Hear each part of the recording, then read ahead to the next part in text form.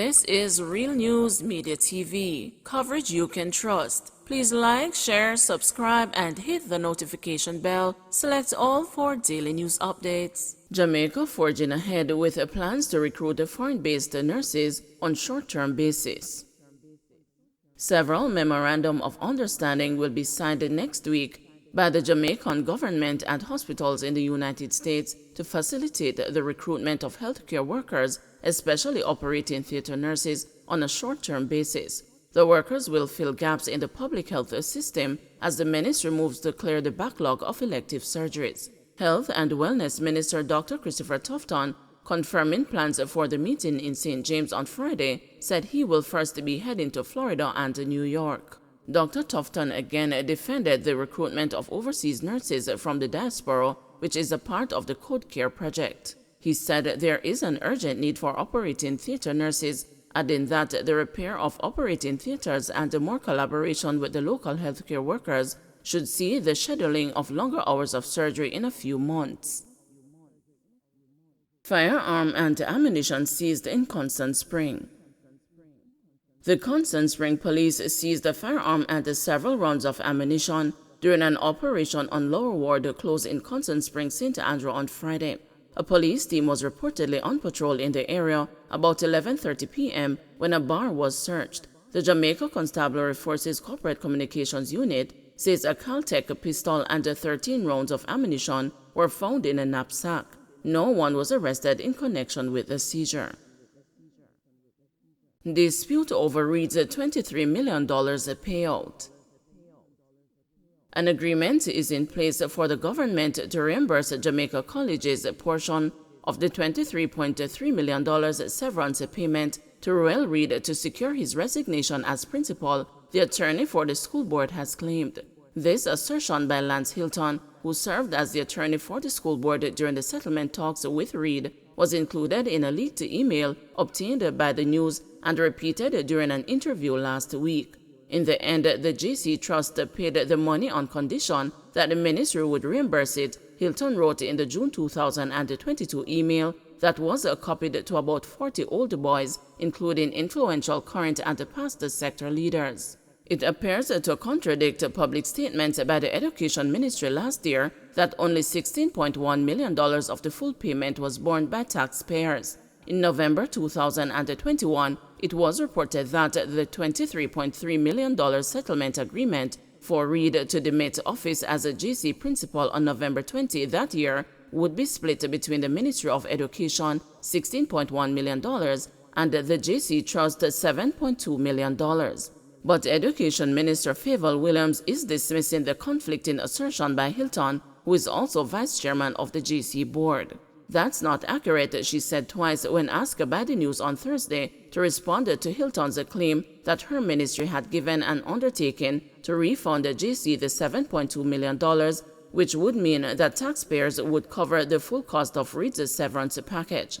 Hilton, however, doubled down on his assertion during an interview on Thursday, disclosing that he personally delivered the $23.3 million payment to Reed's attorney and that the ministry is to pay back JC. Okay, well, I can only tell you, he said without completing the statement when told of Williams's comments. Reed, the former education minister who was sacked by Prime Minister Andrew Wholeness before he was arrested on fraud-related charges involving his ministry, confirmed receiving the payment but refused to comment on Hilton's claim. The payment has been made, but I believe that some paperwork has to be sorted out between JC and the ministry, Reed told the news on Thursday.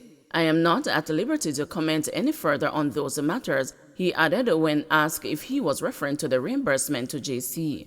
When contacted, one of the JC old boys copied on the email said his clear understanding was that the JC Trust would fork out more than $7 million towards Reed's severance payment as an advance for the Ministry of Education to reimburse. At the time, there was a whole heap of vexation and anger about the trust money being used for that purpose, he recounted. But the JC old boy said he later learned that the money would not come directly from the trust funds, but from contributions that were collected. And that cooled the people down, he disclosed. Reed, along with his wife Sharon, daughter Sharelle, former Caribbean Maritime University president Professor Fritz Pinnock, and Jamaica Labour Party Councillor Kim Brown Lawrence are awaiting trial on fraud-related charges. They are accused of diverting nearly $50 million from CMU to their personal use through a number of schemes, including one that mirrored the official career advancement program, Youth Employment Solution. Repeated flooding frustrates McCoy Gardens residents. There is growing concern about repeated flooding in the vicinity of McCoy Gardens in Spanish Town, St. Catherine. The latest flooding incident occurred Saturday as heavy rain lashed the parish.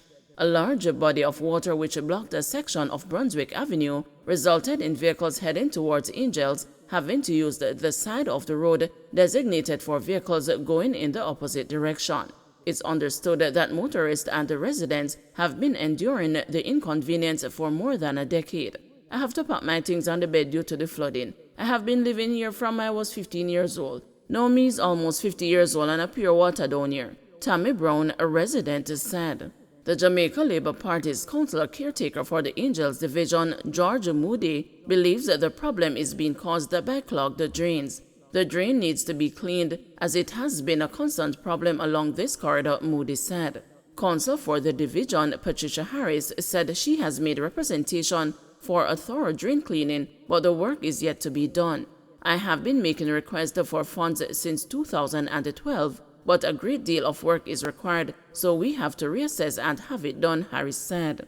We attempted to clean the culvert, but there are encumbrances. We have to make a collaborative effort, as part of the culvert is in St. East Central and part is in St. Catherine Central, Harris added.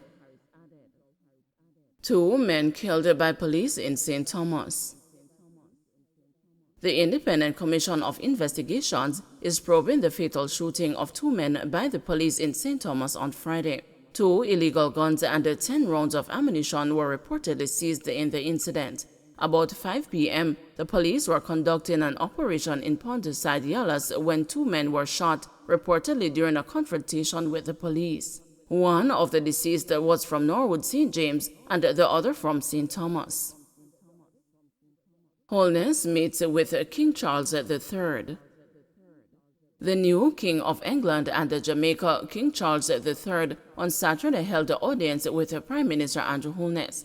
A video posted to the royal family's YouTube channel shows the king meeting with 5 prime ministers, including Wholeness. In the video, King Charles and Wholeness shake hands and exchange brief comments before sitting. Wholeness told King Charles it was an honor to be there and said Jamaicans have a deep love and respect for the late Queen Elizabeth II. Charles told Wholeness he had read his kind statements about Queen Elizabeth. Wholeness and the Governor-General Sir Patrick Allen are in London to attend the funeral of Queen Elizabeth on Monday. On Saturday, Wholeness signed the condolence book opened at the Lancaster House in London. As I moved through the city of London and saw the streets lined with hundreds of ordinary citizens who queued for many hours, many of whom journeyed from all over the country to pay their respects, it was clear that Her Majesty Queen Elizabeth was a profoundly beloved monarch, he wrote on Twitter. Don't forget to like, share, subscribe, and hit the notification bell. Select all for daily news updates.